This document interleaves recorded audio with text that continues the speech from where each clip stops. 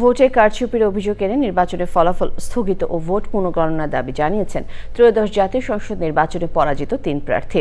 এর মধ্যে ২ জন বিএনপি প্রার্থী বাংলাদেশ ফুটবল দলের সাবেক অধিনায়ক আমিনুল হক এবং শেরপুরের প্রার্থী সানসিলা জেবরিন প্রিয়াঙ্কা। অন্যজন ১১ দলীয় জোটের প্রার্থী বাংলাদেশ খেলাফত আন্দোলনের আমির মামুনুল হক। তানভীর আহমেদের রিপোর্ট। জাতীয় নির্বাচনের ২ দিন পর ঢাকা ১৬ আসনের বিএনপি প্রার্থী আমিনুল হকের জরুরি সংবাদ সম্মেলন। তিনি অভিযোগ করেন, ঢাকা শহরের কিছু আসনে একটি বিশেষ দলকে সুবিধা দেওয়া হয়েছে। ভোট গণনার পর থেকে আমরা দেখেছি আসল ইঞ্জিনিয়ারিংটা করা হয়েছে একটি দল জামাতের পক্ষে।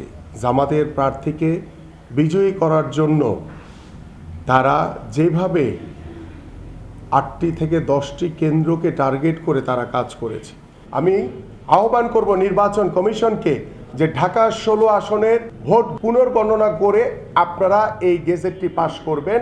ভোট পুনঃগণনার জন্য নির্বাচন কমিশনে আবেদন করেছেন ঢাকা ১৩ আসনের ১১ দলীয় জোটের প্রার্থী বাংলাদেশ খেলাফত আন্দোলনের আমির মামুনুল হক। অভিযোগ জানাতে দুপুরে নির্বাচন কমিশন ভবনে যান তিনি। আমরা আইনের প্রতি শ্রদ্ধাশীল থাকতে চাই এবং সেই জায়গা থেকে আমরা এখানে আমাদের অভিযোগপত্র ডিটেইলভাবে দাখিল করলাম এবং যদি এখানে ওরা এটা আমলে না নেন এবং এর যদি কোনো বিহিত নির্বাচন কমিশন না করে, কারণ আমরা তো যথাসময়ে নির্বাচন কমিশনের পক্ষ থেকে ফলাফল ঘোষণা করার অনেক আগেই আমি আমার অভিযোগ এখানে জানিয়েছি তাদেরকে।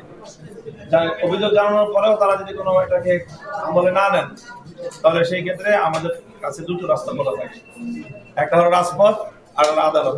নির্বাচনে অনিয়মের অভিযোগ এনে ফলাফল স্থগিতে ইসিতে আবেদন করেছেন শেরপুর ১ আসনে বিএনপির প্রার্থী সানসিলা জেবরিন প্রিয়াঙ্কা। আমাদের এজেন্টরা অ্যাম্বুলেন্স বুক করে তারা মানুষের বাড়িতে বাড়িতে যে টাকা দিয়ে আসে, আমার সামনে আমার গাড়ি দেখে পাঞ্জাবি টুপির দাড়ি পড়া লোক পালিয়ে চলে যাচ্ছে। এলাকার গরিব লোকদেরকে টার্গেট করে পার পারসন তারা ১০০০ টাকা দিয়েছে। তার প্রিসাইডিং অফিসার পুলিশ অফিসার কিনে ফেলেছে। আমার ডিসি আমাকে কোনো সহযোগিতা করেন, বারবার ফোন দিয়েছে, আমার কল রেকর্ড আছে, তিনি আমার ফোন কেটে দিয়েছেন, ফোন ধরেননি। ত্রয়োদশ জাতীয় সংসদ নির্বাচনে ২১২ আসনে জয় পেয়েছে BNP. Tanvir Ahmed, channel I, Dhaka.